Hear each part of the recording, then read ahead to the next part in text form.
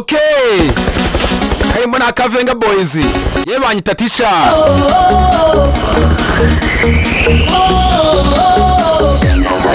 Kavenga Boys yageze mu mujyi. Ako niba utakora subscribe kuri YouTube, gerageza uyikore. Gezaho n'utundi tuntu twinshi twiza. Ye na comment bitewe n'uburyo wabyumvise. Umva amagambo. Niba uri wenyine ukeneye inshuti, hari umuntu ushaka gutuma wibagirwa ibibazo byawe, ngwino sheri umfate ikiganza, ndakubera umukunzi iri joro.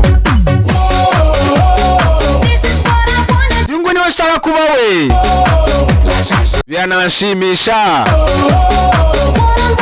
Icyo shaka ni igihe hagati yanjye nawe tukabuminga. Ndagushaka mu cyumba cyanjye, tumarane ijoro ryose, guhera ubu ngubu kugera ku buziraherezo.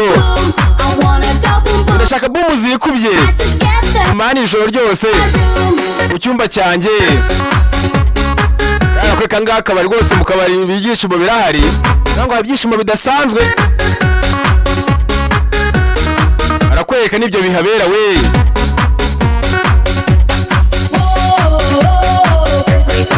Buri wese nahagere hasi. Kavenga Boys bageze mu mujyi. Yungu niwe nshaka kuba we, kandi biranshimisha. Icyo shaka ni hagati yanjye nawe tukabuminga, tukamara ijoro ryose mu cyumba, guhera ubu ngubu kugera ku iherezo. Ndashaka bumu zikubye, tukaba turi kumwe mu ijoro ryose. Ndagushaka mu cyumba cyanjye, tumarane ijoro ryose. Arakwereka ahangaha ibyishimo mu kabari birahaba. Niyo mpamvu ubona nta mugabo ugipfa kunywera agacupa mu rugo.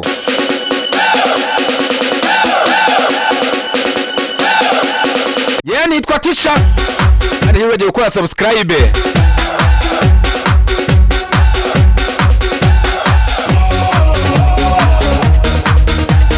Arakwereka ahantu haba hahiye we.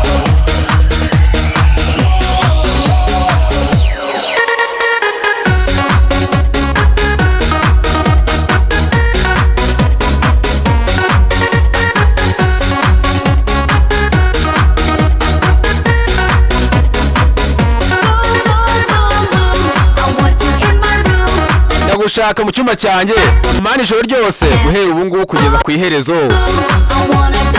Ndashaka bumu zikubye, tube turi kumwe mu cyumba cyanjye.